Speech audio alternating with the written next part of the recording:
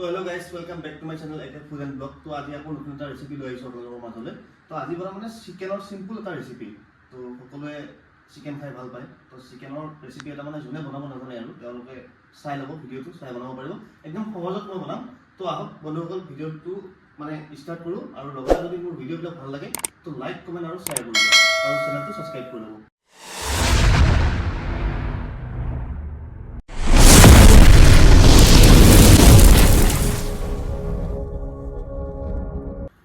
তো কেৰাহীটো মানে গেছটো জ্বলাই কেৰাহীটো পাতি দিলোঁ। তাৰপিছত মই তেলটো দিম।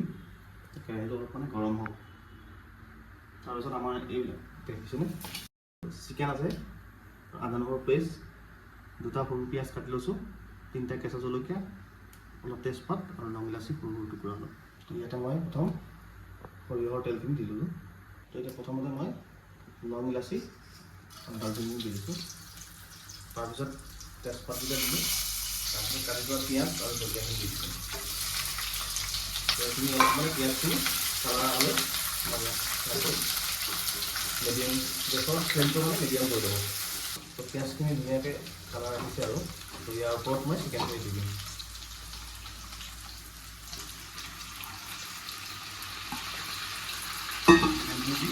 চিকেনখিনি অলপ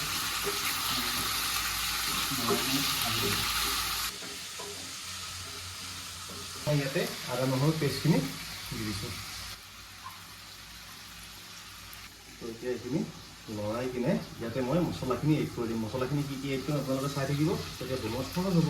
নিমখখিনি দিব নিজৰ সোৱাদ অনুসৰি, যিখিনি যাৰ কোনোবাই বেছি খায় কোনোবাই কম খায়। মই মোৰ নিজৰ সোৱাদ অনুসৰি নিমখখিনি দিলোঁ। তাৰপিছত দিওঁ মই অলপ হালধি পাউডাৰ, তাৰপিছত জিৰা ধনিয়া একেলগে আছে ইয়াতে অলপ দিলোঁ। তাৰপিছত অলপ দি দিব লাগিব। এইখিনি মই ধুনীয়াকৈ লৰাই দিম। এতিয়া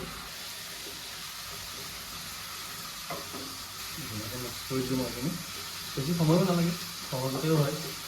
এতিয়া কালাৰটো ধুনীয়া আহিছে।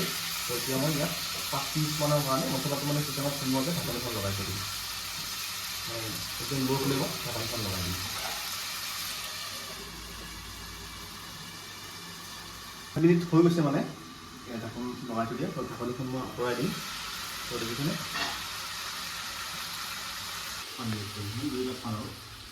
পানীখিনি দি চিকেনটো গলিব দিম।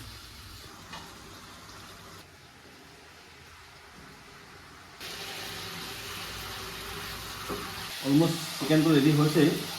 এতিয়া মই ইয়াতে অলপ পানী এড কৰিম। পানী এড কৰি মানে অলপ গুড়ি গৰম মছলা ছানৰাইজৰ মানে এড কৰি দিম। তো অলপ পানী এড কৰি দিম। মই এড কৰি অলপমান ছানৰাইজৰ গৰম মছলা তো মছলাটো দিলোঁ ছানৰাইজৰ। এতিয়া মই চিকেনখিনি ধুনীয়াকৈ লৰাই 10 মিনিটমানৰ কাৰণে মিডিয়াম ফ্লেমত মানে ঢাকনি লগাই থৈ দিম। তাৰপিছত অলমষ্ট চিকেন ৰেডি হৈ যাব আৰু। তো মই 10 মিনিট হৈ গ'ল। তো ঢাকনখন আঁতৰাই দিছোঁ। দেখিছে চিকেনটোৰ কালাৰ কি ধুনীয়া আহিছে। তো ফাইনেলি আমাৰ চিকেনটো হৈ গৈছে। তো বন্ধুসকল কেনেকুৱা লাগিল ভিডিঅ'টো চাই কমেণ্ট কৰিব। তো আজিলৈ এৰিছোঁ। আকৌ নেক্সট ভিডিঅ'ত মই লগ পাইছোঁ আপোনালোকক।